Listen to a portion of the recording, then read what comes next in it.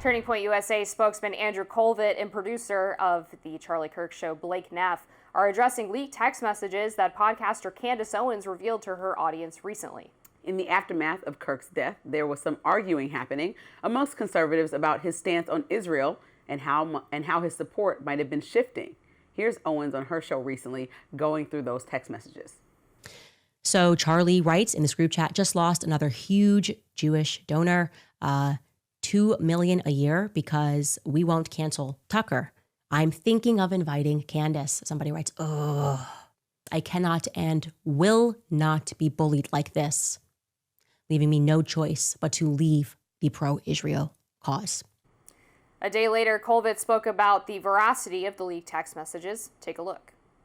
And I just want to address it head on because, that was a screen grab that I had shared with people. So it is authentic. And I want to go into it because I actually am really excited that the truth is out there. I first want to say the reason I didn't share that screen grab publicly is because it was a private exchange, and I felt like it didn't necessarily comport with things that were already public. I wanted to not betray my friend's trust in that way. Kolvet said that Kirk's views were indeed nuanced and that he ultimately wanted the war in Gaza to end. Kolvet continued, saying Charlie was wonderfully defiant, he was wonderfully independent, and he believed in the freedom of speech, and he felt like he deserved, as a friend of Israel over many years, the right to speak out and have criticisms. Now, 2 years into the war, the Pew Research Center released a poll on how the public views the Israel-Gaza conflict. Americans' view of Israel's operations and government has gone more skeptical than in earlier points in the war. So 39% believe that Israel is going too far in its military operations against Hamas, while 59% hold an unfavorable view of the Israeli government. The survey was conducted between September 22nd and 28th before Netanyahu and Trump announced a peace plan. A total of 3,445 panelists responded out of the 3,926 who were sampled. The margin of error is plus or minus 1.9 percentage points.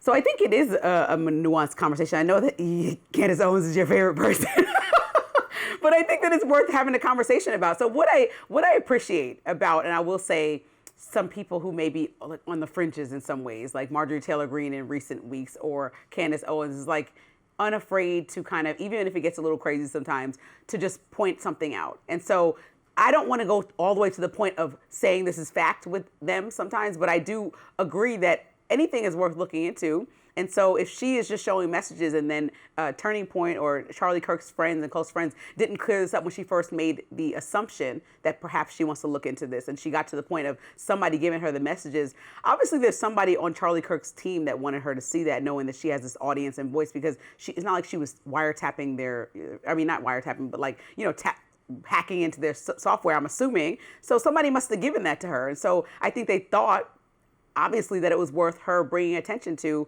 without the blame or the fall coming on whomever gave her that message. And so I just think as far as she wants to go, I might not be taking that ride with her, but to point out and say, hey, maybe there was like a conversation, maybe that money that was brought up about whether or not the Israeli aligned government was going to try to, an entity was going to try to pay Charlie Kirk and he turned down money. Like, is there any validity there? Because I think the question is always worth asking. Yeah, I'm trying to think of what direction I want to go with this. So I know Andrew, I know Blake, I obviously knew Charlie, sort of know Candace. I think what has been difficult to watch in terms of what Candace has been talking about in the aftermath of Charlie's assassination is not like how supportive he was of Israel, but there's this insinuation that he was killed by Israel because he was turning on the country. And I don't think that's respectful to his friends and family when all of the evidence points to Tyler Robinson being the killer. And I know that there's a lot of conspiracy theories and questions about some of the collected evidence. I've done a thorough dive myself. I feel pretty comfortable with what's been publicly released. I've talked to police officers and investigators about this stuff. So I think it's like one of those issues where when people get very fervently anti-Israel, they want to blame everything on Israel. And I have my criticisms of the war in Gaza, as I've stated on this show, but the reflexively anti-Israel stuff I think is not particularly useful. It is true. Charlie definitely was not someone who liked to be bullied by donors. As we saw in those text messages, he was frustrated that he felt like Jewish donors or AIPAC donors were trying to control who he could have at events or who he allowed to speak on his platform. He was free speech above that money. He also apparently turned down this money from the Israeli government. Turning Point of only accepted money from American donors, apparently. And then he also helped orchestrate this meeting in the Hamptons with Bill Ackman providing funding for that, I believe, correct me if I'm wrong, producers. But the insinuation that Candace initially gave about that meeting was that Charlie was bullied by Bill Ackman to go to this group conference so that he could be berated about turning away from Israel. And then when messages were released from influencers who were invited to that meeting, it turned out that her characterization was not correct, that Charlie had actually organized this with the financial help of Bill Ackman because he wanted people who were on various sides of the Israeli-Palestine conflict on the right to get together and basically talk about their differences and try to understand where the party was going to be moving forward. So yes, she is right on some things. She's not right on others. And obviously with every claim, we have to be careful and make sure that we are getting confirmation. In this case, it came from Charlie's friend, Andrew. But again, just like the reflexive, everything is Israel thing is like... Kind of turns you turn the volume off as soon as you see it because you're like, I know where this is going. Yeah. Well, I would kind of want to know, because Charlie Kirk being the person that was inviting conversations and wanted to, like you said, it's honorable to not just take money from anybody and not also allow that money to dictate what you say, because I know that's a hard balance to do, especially when you need to have something funded.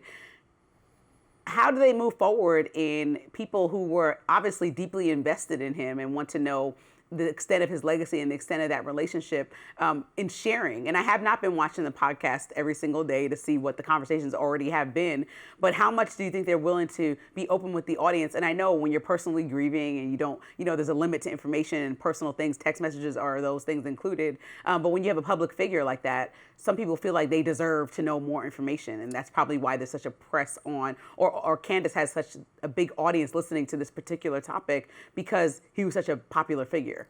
Yeah, and I think the Charlie Kirk show and Andrew sort of running that have tried to be as transparent as possible without betraying their friend or showing things that were never really meant for public consumption. They have had people on who knew Charlie who have shared stories about him. Blake Neff, one of the producers, was canceled. He was a former producer on Tucker Carlson's Fox News show. He was fired due to things that he wrote in college, which admittedly were distasteful and, not right for him to say, but they were things that were dug up basically to try to damage Tucker's show. And then Blake was supposed to be like blacklisted from all of conservative media because of this. And Charlie gave him an opportunity to come work on his podcast, and he ended up being a great asset to Charlie. And so I think that kind of forgiveness and grace that he offered to his employees was something that was really interesting to learn about him. I knew that Blake was working for the show, but was asked not to share publicly at the time because he didn't want to damage Charlie's reputation. But Charlie ended up putting him on the show anyway later on because he was proud of the people that worked for him. So they've been sharing a lot that I think helps gain insight into who Charlie was and some of the positions that he held. But at the same time, obviously, not everything needs to be aired. And that there's definitely a line that you have to walk in terms of being respectful to the deceased while also understanding that the public has a huge appetite for learning more about him and his views. Yeah, Candace Owens seems like she's just going to keep going with this. So I guess she said, if like Erica Kirk had a problem with it, she would tell me to stop. But that was like 3 days after the assassination that she said that. And I'm just thinking like, she's probably got more important stuff going on that I don't think her first like line item is I need to call Candace and tell her to stop blaming Mossad for my husband's death. Yeah, I would think she has a couple more important things. But I mean, if she felt like her relationship was that strong with Charlie Kirk, like Candace Owens has said in the past, I know she said it withered over the years, then honestly, there is a line of communication now that we're a few weeks from the memorial service to Sure. say stop, Sure. from somebody's Yeah. wife that you know. So we'll be right back.